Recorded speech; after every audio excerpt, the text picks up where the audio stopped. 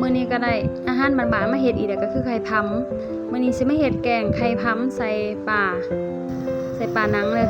บางคนใส่มักหมูก็ใส่หมูก็ได้แต่ว่าเฮาสิแกงใส่ปลาวิธีเฮ็ดก็บ่ได้ยากมีแต่ซอยหัวสิไข่แล้วก็หอมแดง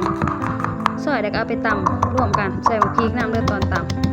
ำพอได้ตำแล้วผมก็สิเอาไปใส่หม้อเจียวใส่น้ำมันเพิ่นหน่อยนึง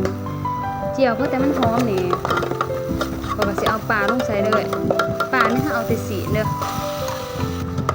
ขัวไปเพราะแต่มันสุกประมาณนึงแหละก็สิเอาพำลงไปเอาพำลงใส่แบบแกงพำเฮาบ่ใส่น้ำเด้อน้ำในพำสิออกมาเองคนให้มันเข้ากันแล้วก็ใส่ปลาแดกแป้งนัวแล้วก็น้ำปลาข้างไปเพราะแต่ว่าหมอมันฟดกะว่าพำสุกก็ใส่ผักนางตูผักขะแยงแล้วก็ใบขี้หูลงไปเนาะคนให้มันเข้ากันอีกเทื่อนึงนี่ซ้ำนี่ก็หลายเด้อวิธีเฮ็ดก็ง่ายๆนี่ตักเสิร์ฟเลยเด้อซ้ำนี่